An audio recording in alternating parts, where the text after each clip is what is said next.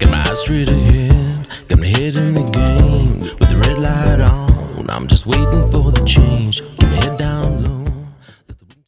Hi, J Fallon, and thanks for listening. So we had the shooting, police-involved shooting in Caboolture just the other day on the 18th of November. Little did I know that there was actually another police-involved shooting, and this time it was in far north, so up in Cairns, on the same date, on the 18th. I'll just bring up this report. Okay, so this comes from My Police, Queensland Police News. Just says police involved shooting in Cairns. This was the 18th of November. Investigations are underway into a police involved shooting incident in Kanimbla. This on the 18th of November. Initial investigations indicate around 10:30 a.m. Police responded to reports a man was armed with a knife at the intersection of Elphinstone Street and Ramsey Drive. I used to work in the police up in Cairns, actually. I did Edmonton, then up in Cairns for a while, and went out rural. Anyway, so shortly after the man approached officers with the knife and an officer discharged a firearm. Medical assistance was immediately provided to the man by police, and he was taken to the Cairns Hospital in a critical condition. As far as I know, he's still alive. Anyway, so 2 crime scenes have been declared in Elphinstone Street and Ramsey Drive were closed. Motorists are urged to avoid the area. The matter is being investigated by Ethical Standards Command with oversight from the Crime and Corruption Commission. Investigations are ongoing. I have noticed that we don't have, the last couple of shootings we've had in Queensland, we haven't had the what was becoming the usual, higher ranking officer coming out and telling the public that, hey, everything's good, everything looks fine, it was justified, the actions taken by police are completely justified, and there's no need to look at this. They stopped their little spiels. I've noticed that. I'm just going to bring up this map that I have. Okay, so let's look at this map here, which just goes through the confirmed 2025 police-involved shootings. This is QPS releases and regional reports. Obviously, earlier on the year, in June and July, we had 4 shootings in a very short space of time in Townsville, which led to Queensland civil rights groups calling for a review into Queensland police shootings. Obviously, there you've got that one up in Cairns that just happened, the one in Caboolture that's happened on the same day. So those two was about 1,500, 2,000 kilometres apart on the same day in the 18th of November. You had the one at Wynnum West on the September the 9th over here. Burleigh Heads early in the year, you had March the 1st, Burleigh Heads, or Gold Coast, March the 1st, and also Arundel in Labrador on March the 6th.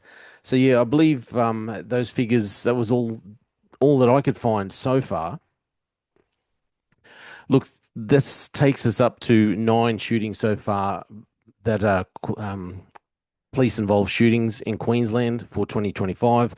In 2024, we had 13. I think it was 2022 or 2023.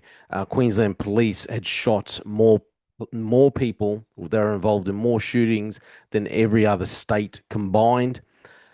My issue with all of this is I believe there needs to be a review into these shootings. Queensland Police Service needs to have an honest review into the way things are handled, into the way these situations are handled by police. I think there needs to be better training.